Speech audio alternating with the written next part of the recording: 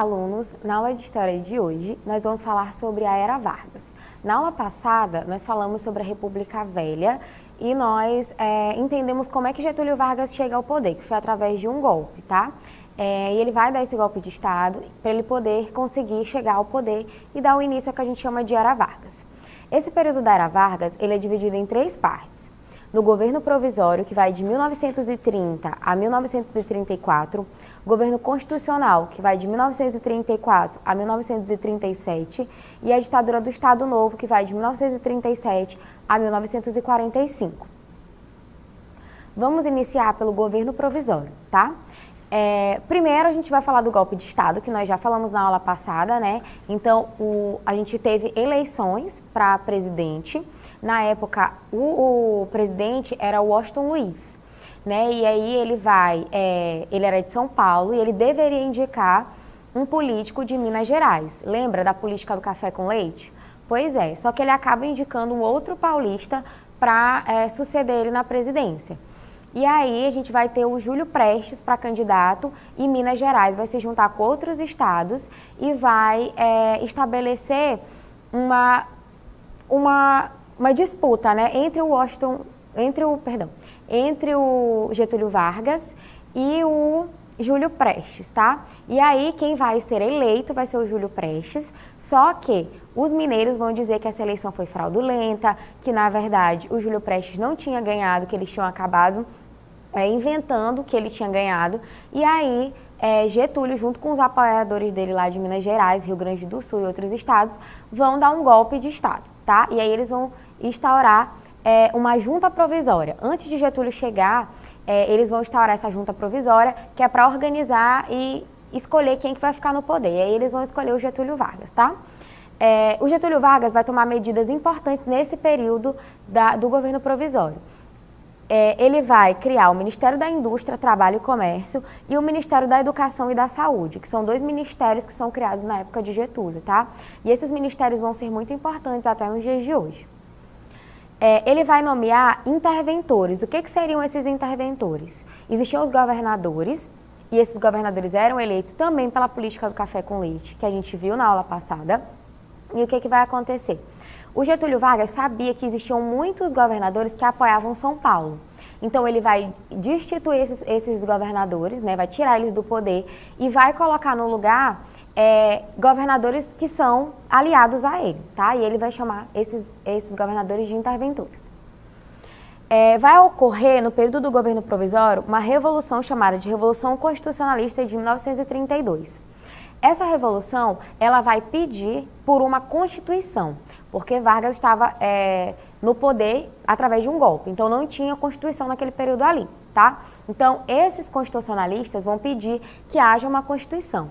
E quem são esses revolucionários? São os paulistas, tá? Que eram contrários ao governo de Vargas, então eles queriam que Vargas fizesse uma Constituição para diminuir o poder dele. Essa revolução vai causar conflito armado, tá? Direto.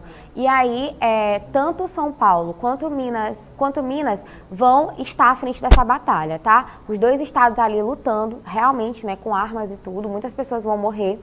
E quem vai sair vitorioso, né, entre aspas, seria Minas Gerais e consequentemente, Getúlio Vargas. Porém, depois de um tempo, Vargas vai acabar cedendo às pressões e fazendo a Constituição do Brasil, uma nova Constituição. E aí a gente vai dar aqui início à nossa Constituição de 1934, onde vai ter algumas questões importantes. Vai estabelecer uma república federalista como forma de governo, assim como a outra, e vai incorporar o voto feminino. O que acontece? As mulheres, desde o século XIX, já lutavam para conseguir o direito ao voto, tá? Então, Vargas não vai dar esse direito a elas. Ele vai ceder às pressões dos movimentos feministas da época. Só que ele vai utilizar dessa questão do voto feminino como algo que ele tivesse dado. Então ele vai fazer uma propaganda em cima disso. Mas não é verdade, né? Ele vai ceder a pressões das mulheres da época.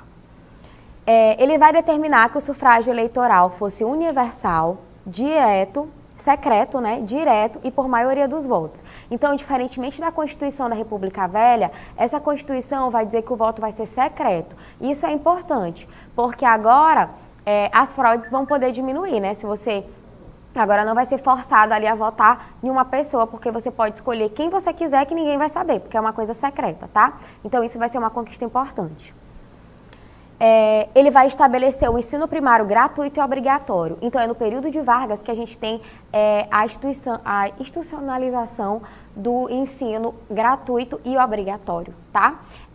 O que acontece? Lembra que eu falei que ele criou o Ministério da Saúde e da Educação? Pois é. Esse ministério vai ser responsável por essa criação, tá? O poder executivo era exercido pelo presidente da República com um mandato de 4 anos sem direito à reeleição.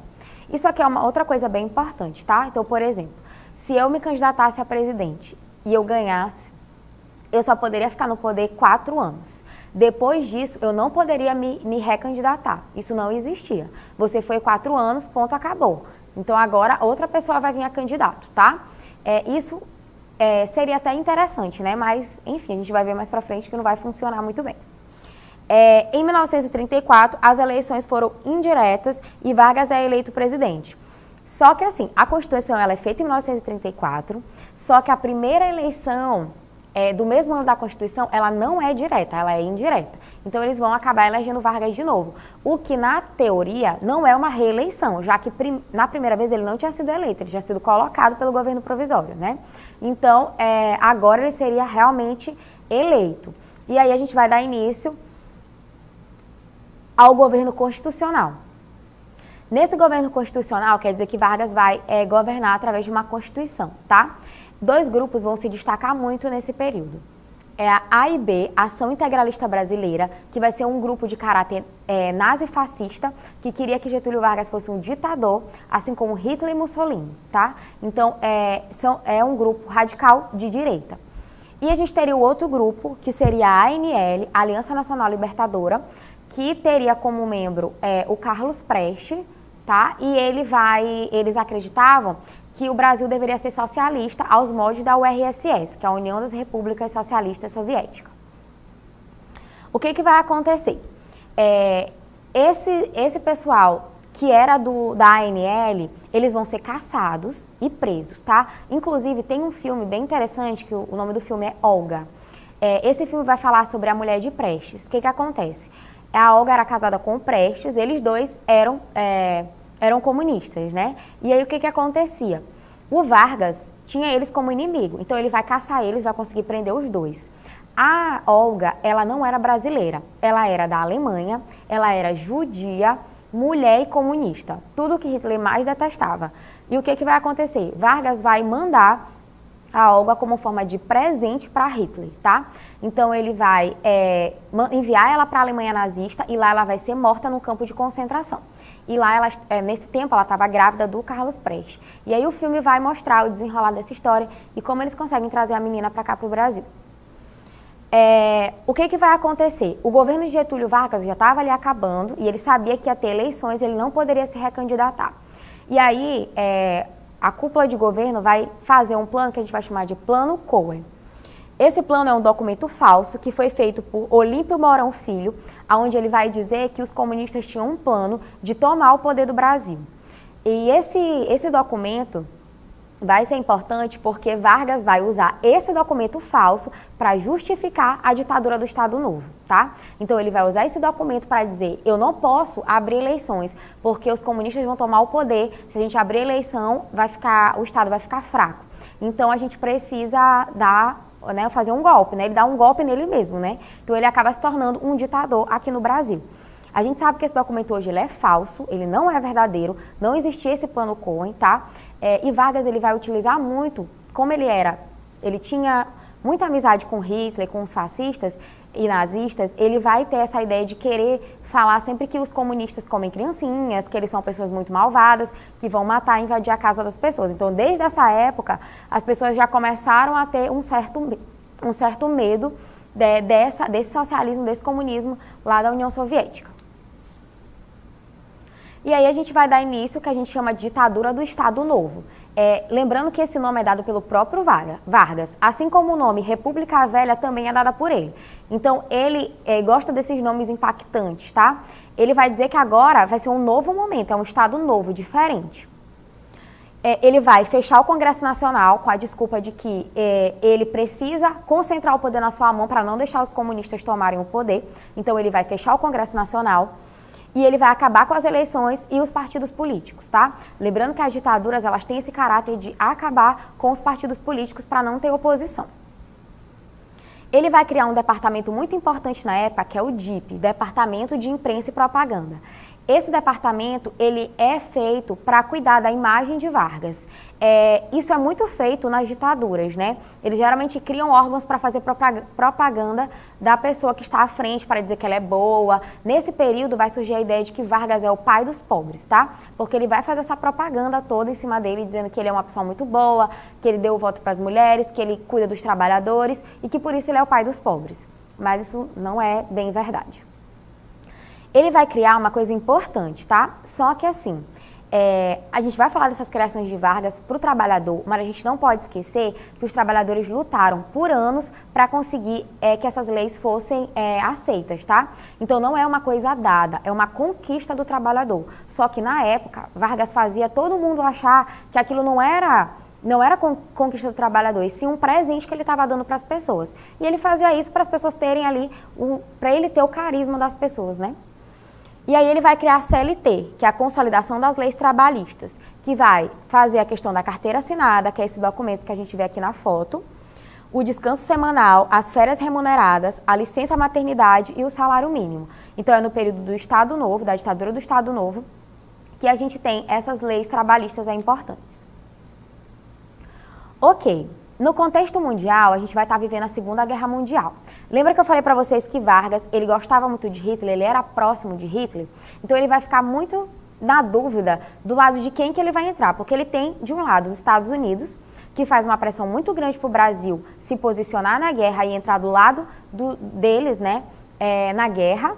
E até porque os Estados Unidos tinha toda aquela política da boa vizinhança, que era para dizer que os estadunidenses tratavam muito bem seus amigos, né, seus vizinhos, que a gente sabe que não é muito bem assim que funcionam as coisas, né? Mas eles tinham esse discurso.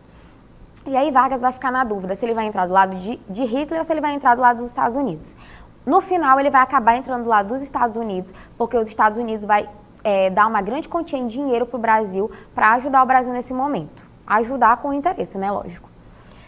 E aí o Brasil vai entrar na guerra em 1943, a gente vai receber um grande investimento estadunidense no Brasil, e o Vargas vai criar duas coisas muito importantes, que é a CSN, Companhia Siderúrgica Nacional, e a Companhia Vale do Rio Doce. Sim, a Companhia Vale do Rio Doce, ela surgiu nessa época. Nessa época ela era pública, tá? E aí depois a gente vai ter a venda dela e ela vai se tornar aí privada. Os Estados Unidos fez uma outra coisa bem interessante para o Brasil. Ele fez um desenho desse personagem aqui, que é o Zé Carioca, que é esse papagaio verde e amarelo, né? Assim, com uma característica de malandro, enfim. O Walt Disney, ele vem para o Brasil e vai fazer o desenho desse personagem para divulgar o Brasil para os outros países, né? Só que, claro, esse personagem é muito caricato, ele tem vários preconceitos em relação ao Brasil.